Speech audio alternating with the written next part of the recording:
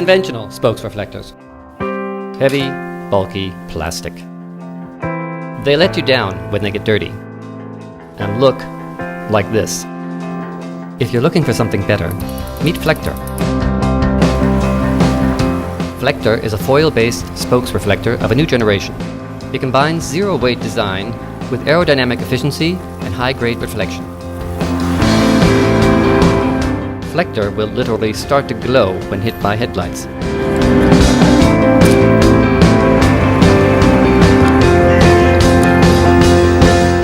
We are passionate cyclists. We simply love our bikes. It was our goal to create a brand new type of reflector that we would be thrilled to use on our own bikes. Now, after a year of material sourcing, evaluation, 3D modeling, and testing under real conditions, Flector has become the ultimate component for your bike. It's almost weightless. Compared to all other reflectors, its aerodynamic efficiency is unmatched.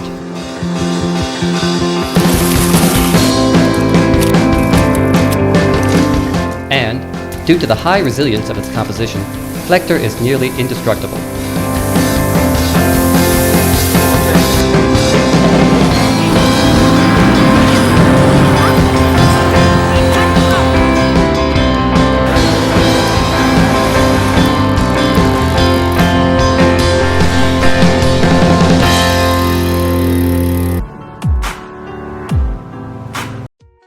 Gas prices are on the rise, pollution is getting worse, traffic is not getting any better.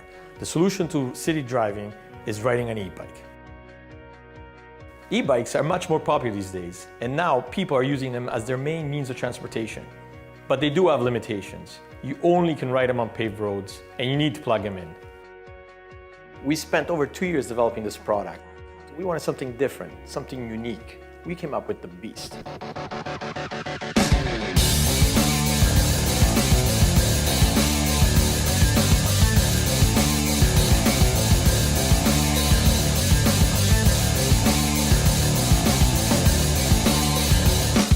An off-road bike that goes anywhere and charges continuously. Just imagine, you could ride an e-bike anywhere, from the beach to the trails, to off-road, to the woods. And you could ride in the city. What makes this bike unique is its solar battery pack that we developed with Daymac. It features 3 solar panels that trickle charge the battery continuously. It adds up to 10 kilometers per day or 7 miles for every 10 hours of daylight. So while you're sitting or while you're riding, the bike is recharging. It's useful, it goes anywhere, and it's a green product. The Beast, the next big thing in e-bikes, is here.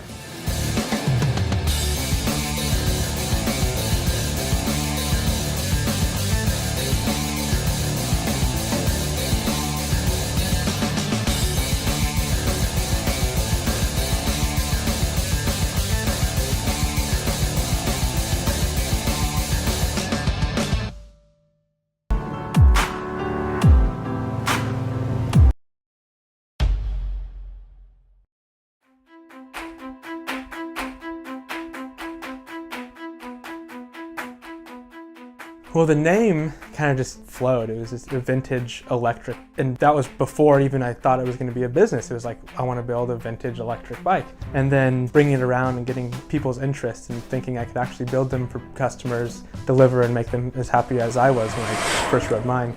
Then it was easy, just vintage electric, right? At first impression, it's like almost owning a witch's broom. It's like flying, it's just free power and it's crazy. Wind in your face, you get up to speed real fast and puts a big smile on your face. The approach that we've taken with vintage electric is to create an item that gets people out of their cars and allows them to feel the freedom of their first bicycle, leaving your parents' house and riding around the block, but it brings it to an older generation where people can hop on a bike, go down to the coffee shop, meet up with their friends, can ride 30, 35 miles per charge. It's really a great commuter. You can ride to work, it only takes an hour and a half to recharge when you get there, and then ride right back home. I think we just need to be a lot more bicycle aware, which is cool. I think we're going to be a big advocate of that in the future and get people on the streets in a safe manner and make it more feasible for people to really enjoy electric bicycles. We built the prototype in my parents' garage. I was determined to beat my buddy with his 125 gas motor with this electric bike. Shay really helped out. He was helping out with a lot of the welding and manufacturing the forks and the front end stuff. And yeah, it all really happened right in the garage. me and Andrew teamed up. So I ended up moving all of my tools, all my motorcycle stuff, all my fabrication stuff into this spot with him, and he was gonna do the design side. And then the bike thing kind of took off. So now it's kind of all melded into one little piece, and we use my shop and the design studio and everything to make a good team where we can all be creative, let ideas flow, and we can build cool stuff. I started this thing off wanting to design bikes, and that's really what I feel that I'm good at. This team is kind of gathered around me to pick up all the pieces that I leave in the wake behind me all day long, you know, shipping and handling, making sure that new models can be engineered to perfection and actually work. It's one thing to draw it on a piece of paper and say, this is what I want it to look like, but people from our team step up and they make that a reality. It's cool to see, you know, something being up on the wall that I've just welded 2 days later being back in a rolling chassis, you know, with a crazy color combo, or it's some sort of weird anodizing going on. Things are really rolling over here, and it's cool to come in every other day and see how much change has happened. To put your time and energy into something that has a lot of emotion involved in it, and to see it given back with like the success of being in Wired magazine and BBC website, it's cool to see all that like pan out from this little idea that has risen, you know. And I think that the team we have here, we're all on board to really see our goals and our dreams achieved. The main thing here is we want to bring back that technology and that kind of like innovation that's happening in the electric industry and throw it back into the bicycle. So we came up with this heat sink aluminum box that went in there, and everything else from there was kind of fit and finish. We spent a lot of time looming each wire so that it had a nice little finished piece to it. And I think just building the longevity into the product and showing that the fine details are the most important part to us, like the leather and all the ties and all the wire routing has all been thought out. I think that's the most important part of doing all this. You know, went through a couple different designs, and I think we've really fine-tuned the way it is now. We really create these bikes and build them from the ground up. First step in that process would be doing all the metal work, so manufacturing the frames, manufacturing the forks, milling out all the crowns. As soon as that's done, everything gets shipped off to powder coat, and then once it's powder coated, everything comes back, final assembly, gets put together, tested, gone through a whole series of tests, make sure everyone's perfect for the customer, and then out the door it goes.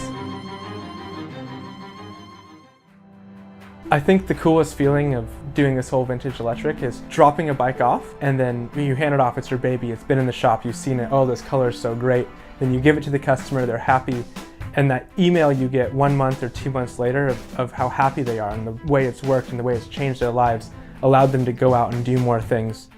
What we want to draw on is we want to have a quality product that lasts, that is a strong piece that can fall off the back of your truck and you can get it fixed, you know? You're not just gonna like break all the plastic apart and be like, that's a piece of junk. You know, we want it to be reliable, we want it to be strong, and we want it to be something that you're gonna cherish for a long period of time. The idea of going back to building and creating products that are meant to last, something you can pass down to the next generation. You look at even a toaster that my grandma's had for the last 60 years. It was designed so well, it looks great, and it still works. I think the whole idea of planned obsolescence is total bullshit. It shouldn't happen, it shouldn't be around, and every product we build should be built to last and built to upgrade. And that's what really inspires me, is always the vintage stuff that has such quality built into it. And that's why bringing quality back with a vintage design is important to me.